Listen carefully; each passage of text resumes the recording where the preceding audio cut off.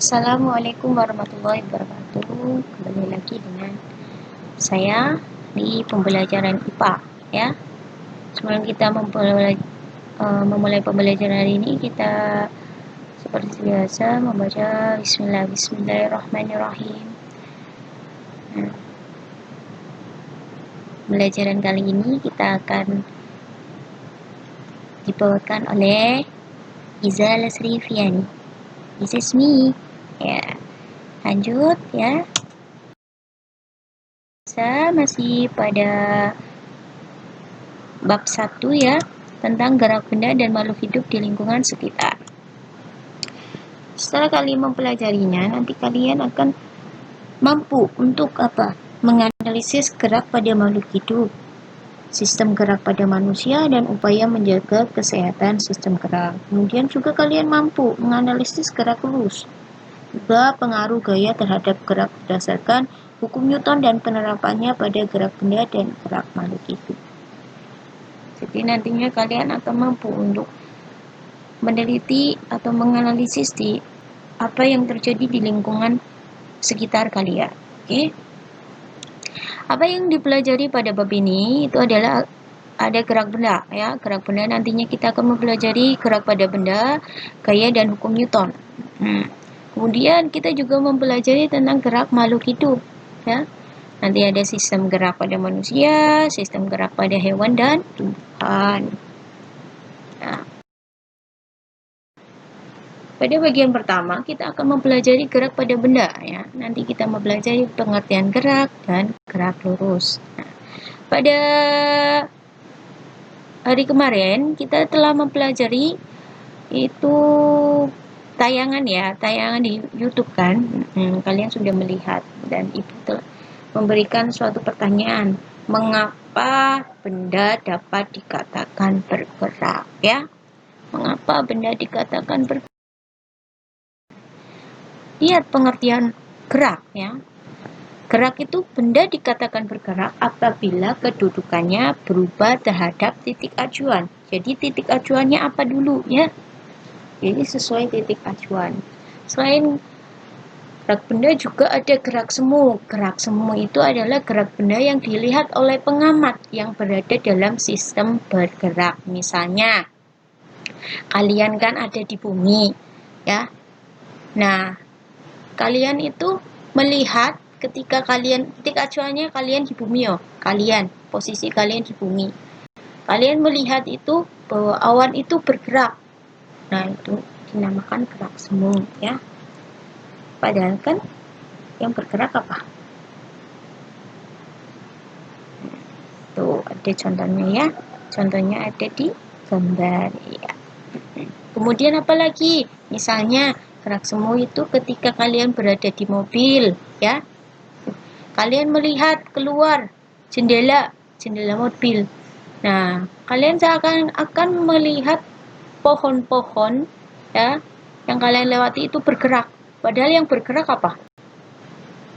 Mobilnya. Tapi karena kalian berada di mobil, jadi seakan-akan kalian melihat itu yang di luar itu bergerak semua.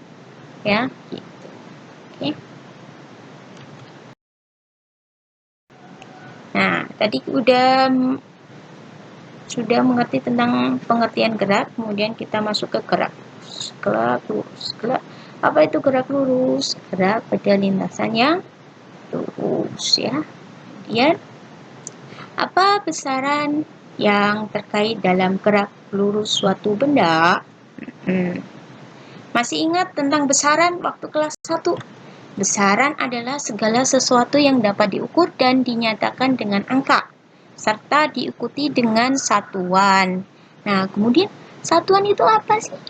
Nah, waktu kelas 7 kan sudah. Satuan itu adalah segala sesuatu yang digunakan untuk menyatakan hasil pengukuran atau pembanding dalam suatu pengukuran tertentu. Contoh besaran dan satuan itu misalnya Pak Agus menjual beras.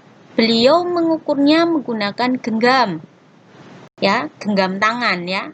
Genggam tangan merupakan satuan yang digunakan untuk mengukur besaran beras. besaran beras yaitu massa. Berbeda dengan Pak Agus, Bu Hartini juga menjual beras.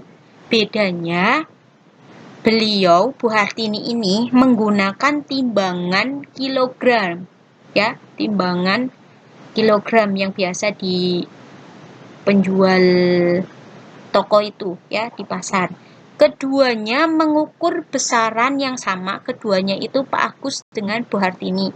Mengukur besaran yang sama yaitu massa beras, ya. Tapi Pak Agus dan Bu Hartini menggunakan satuan yang berbeda, yaitu Pak Agus genggam tangan, sedangkan Bu Hartini adalah kilogram.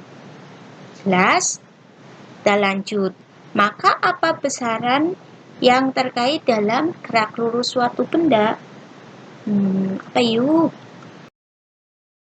Besaran dalam gerak lurus itu ada jarak, kemudian ada perpindahan, kemudian ada kelajuan, ada kecepatan, kelajuan, dan percepatan. Sekarang tugas pertama kalian, ya, catat ya. Tugas 1, jelaskan pengertian besaran-besaran gerak lurus di atas. Dicatat di buku tugas, ya. Jelas ya? Oke, lanjut. Nah, ini ada rumus matematis tentang gerak lurus ya. Boleh kalian catat ya. Rumus matematisnya ya. Kalian catat di buku catatan, jangan di buku tugas. Oke? Kelajuan rumusnya ini, kemudian kecepatan rumusnya ini ya. Kelajuan disimbolkan dengan huruf V, sama dengan kecepatan ya, huruf V juga. Kemudian kalau kelajuan itu dicari dengan cara adanya jarak tempuh dan waktu tempuh. Jarak tempuh dan waktu tempuh ya. Jarak tempuh disimbolkan dengan huruf S kecil, sedangkan waktu tempuh dengan simbol T, time ya. Oke, di sini sudah ada keterangannya. Kemudian kalau kecepatan sama simbolnya V ya. Dicari dengan adanya perpindahan benda ya. Perpindahan benda. Perpindahan benda disimbolkan dengan huruf X ya. Sedangkan waktu tempuh sama ya, time, waktu ya. Di sini sudah ada keterangan. Kemudian percepatan. Percepatan di sini disimbolkan dengan huruf A. Ya, dicari dengan adanya perubahan kelajuan dan perubahan waktu. Sudah ada keterangan, silakan ditulis ya. Lanjut. Nah, gerak lurus dikelompokkan menjadi dua macam, yaitu gerak lurus beraturan GLB dan gerak lurus berubah beraturan GLBB. Gerak lurus beraturan GLB adalah gerak benda pada lintasan lurus dengan kecepatan tetap pada rentang waktu tertentu. Ya. Contohnya, kereta melaju pada lintasan dengan kecepatan yang konstan, kecuali dia mau berhenti. Itu bukan gerak lurus beraturan lagi. Ya. Kalau kereta mau berhenti itu bukan gerak lurus beraturan, tapi kalau kereta sedang melaju di lintasannya atau di lintasan rel kereta api dan memiliki kecepatan yang tetap, itu namanya gerak lurus beraturan. Intinya kalau ada kecepatan tetap, dia dinamakan gerak lurus beraturan. Contoh di sekeliling kita itu sangat sulit untuk dicontohkan ya. Kadang itu kalau di lingkungan itu ada beberapa faktor yang membuat benda tersebut tidak bergerak lurus beraturan gitu ya. Kemudian setelah gerak lurus beraturan Masuk ke gerak lurus berubah beraturan adalah gerak benda pada lintasan lurus dengan kecepatan yang berubah secara beraturan sehingga percepatan bernilai tetap atau konstan. Kalau tadi GLB itu kecepatannya tetap. Nah, sekarang gerak lurus berubah beraturan, GLBB itu percepatannya tetap, percepatan tetap GLBB ya. Kemudian kecepatan benda bertambah dinamakan GLBB dipercepat, sedangkan kecepatan benda berkurang dinamakan GLBB diperlambat ya.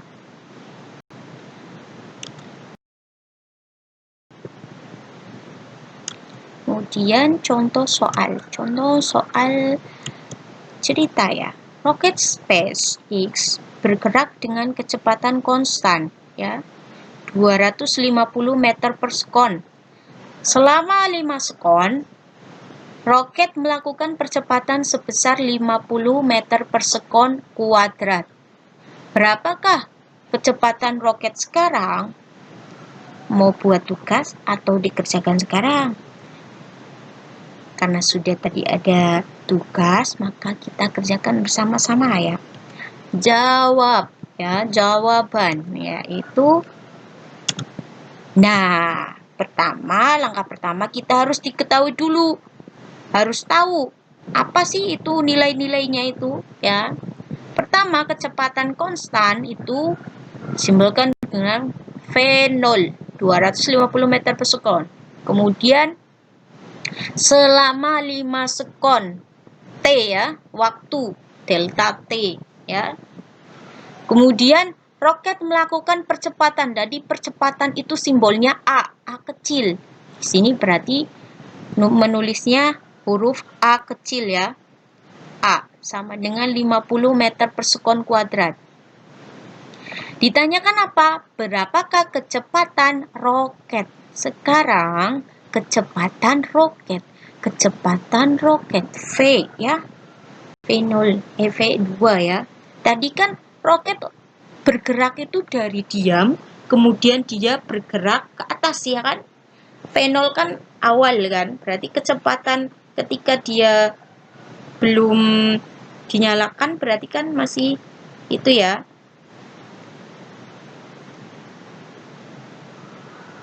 Nah, maka ya dijawab ya, A sama dengan VT atau V2 ya. V2 dikurangi V0 dibagi delta T ya. A di sini 50 masukkan ya, 50 ya. Kemudian V0 250 ya. Kemudian delta T-nya 5 sekon. VT di sini ya. VT di sini itu seperti V2 ya. V akhir atau kecepatan akhir yang ditanyakan ya. Nah, ini kan belum diketahui jadi tulis VT atau V2 saja ya. Maka dicari ini ya, 5 sekon berpindah ke sebelah kiri ya. 5 kalau berpindah sebelah kiri kan harus dikalikan ya kan. Dari bawah, posisi 5 sekon itu di bawah loh ya. Di bawah terus pindah. Ya, pindah maka dia harus dikalikan dengan 50. 50 kali 5, 250 meter per sekon. Ya. Awalnya di sini sekon kuadrat. Ya. Jadi sekon. Ya. Itu. Lihat posisinya. Sekon kuadrat itu kan berada di bawah. Sedangkan sekon ini kan berada di atas, ibaratnya gitu ya. Jadi coret-coret saja. Sama dengan VT atau V2 dikurangi 250 meter per sekon. VT, V2 sama dengan 250 ditambah 250 sama dengan 500 meter per sekon. Jadi kecepatannya adalah 500 per sekon. Kemudian masuk gaya dan hukum Newton. Gaya nanti kita akan mempelajari tentang gaya pada benda dan hukum Newton. Gaya pada benda. Kira-kira gaya itu apa? Gaya itu adalah tarikan atau dorongan yang dikerjakan pada benda sehingga benda yang diam dapat bergerak atau sebaliknya. Kemudian nanti kita akan mempelajari resultan gaya. Resultan gaya itu perpaduan dua gaya atau lebih. Misalnya ini itu anak panah diibaratkan dengan gaya ya. Ini gayanya ada 3 ya. Ini anak panahnya kan sama semua. Kalau anak panahnya sama semua, maka tinggal dijumlahkan, yaitu ini kan anak panahnya ada 3, berarti gayanya ada 3, berarti V1 ditambahkan V2 ditambahkan V3. Itu adalah jumlah gaya, resultan gaya ya. Kemudian dua gaya, ada contoh lain, ada 2 gaya yang anak panahnya saling berlawanan. Ini kan ada yang ke kanan, ada yang ke kiri. Nah, kalau ada yang ke kanan sama ke kiri, maka kita kurangi ya. Dikurangi. Misalnya kanan itu kiri itu plus, V1 itu plus. Kemudian V2 itu minus misalnya ya. Tinggal mana yang minus, mana yang plus ya. Kalau berlawanan seperti itu ya. Nah, karena dilihat dari panjang V1 sama V2, otomatis nanti akhirnya dia akan berjalan ke sebelah kiri ya. Karena V2 itu anak panahnya lebih pendek ya. Itu V1 dikurangi V2 ya. Kemudian jenis-jenis gaya. Jenis gaya itu ada 2, gaya sentuh dan gaya tak sentuh. Macam gaya sentuh itu ada gaya otot, tugas, dan sebagainya. Kemudian kalau gaya tak sentuh itu ada magnet, ada gravitasi, listrik, dan berat. Ya. Kemudian gaya gesek dan gaya berat. Gaya gesek. Kemudian gaya berat, ya.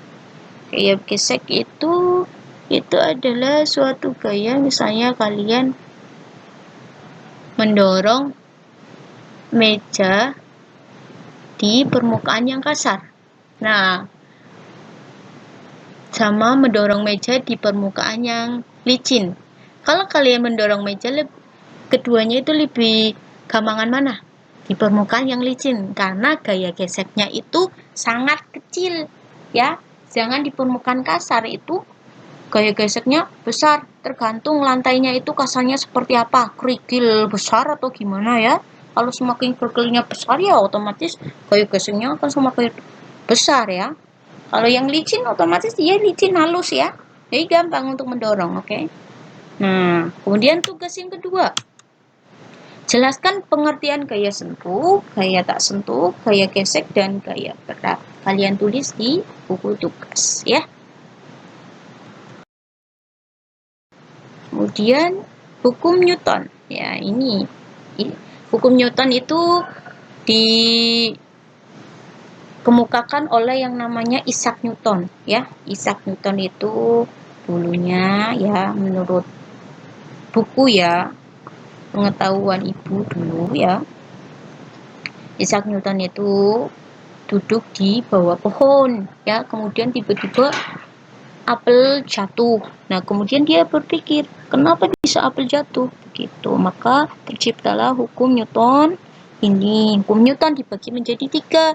Hukum 1 Newton yaitu menjelaskan tentang sifat benda yang cenderung mempertahankan keadaannya atau kelembamannya. Ya. Dimana disimbolkan dengan sigma F sama dengan 0 ya. Karena cenderung diam atau mesti benda akan diam jika tidak ada dorongan atau gaya yang mempengaruhi ya. Misalnya tuh mobilnya jatuh padahal ada dia ditumpang dibawa oleh mobil besar ya kan. Karena apa? Benda mobil putih itu kan dia diam di atas mobil truknya ya kan.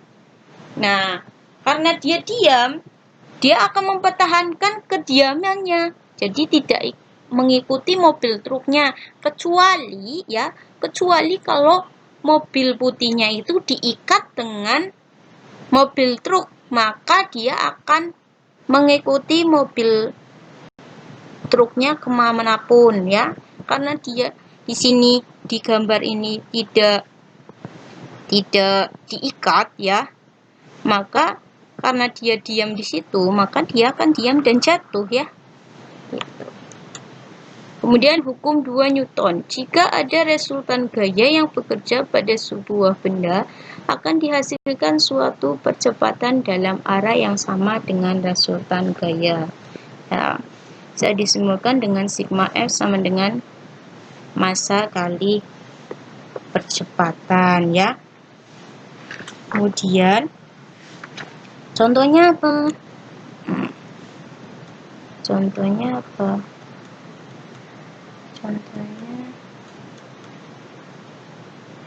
maaf, gambarnya tidak keluar ya. Contohnya hukum 2, misalnya seekor banteng jantan mendorong anak kijang dengan kekuatan penuh hingga terpental jauh ya. Alasannya kenapa dia hukum Newton 2, gaya yang dimiliki banteng jantan mampu menggerakkan anak kijang dengan percepatan tertentu. Ya, misalnya juga melempar bola ya. Bolanya itu dengan gaya kita melempar, bolanya akhirnya kan bergerak jauh ya kan? Terlempar ya, itu hukum 2 Newton. Kalau hukum 3 Newton itu jika benda pertama mengerjakan gaya pada benda kedua, kemudian benda kedua akan mengerjakan gaya pada benda pertama dengan nilai atau besar yang sama tetapi arahnya berlawanan. Ya, itu hukum 3 Newton.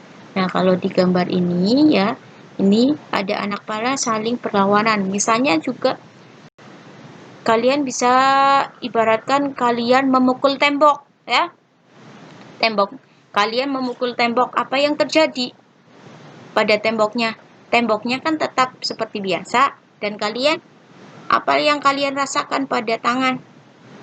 Tangan kalian sakit ya. Ada gaya aksi, ada gaya reaksi ya.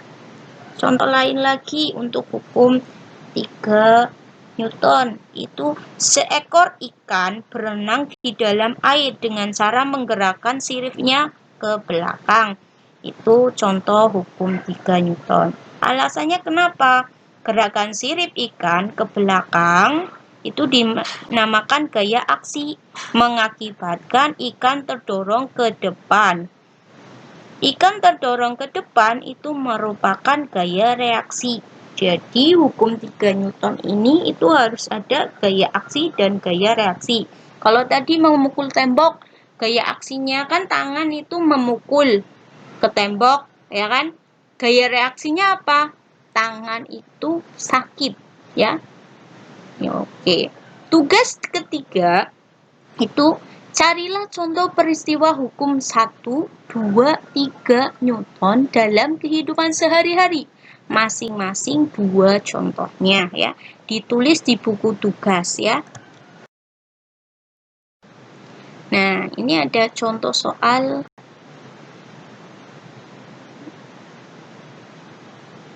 cerita ya. Dengan rumus-rumus ya. Hasan Madi dan Dayat bekerjasama menggerakkan gerobak seperti gambar ya. Diketahui massa gerobak bisa isinya sebesar 250 kg. Apabila gaya gesek yang dialami gerobak sebesar 200 Newton, tentukan A. Resultan gaya pada gerobak, B. Percepatan gerobak. Maka jawabannya kalian lihat, diketahui. Pertama harus diketahui terlebih dahulu ya.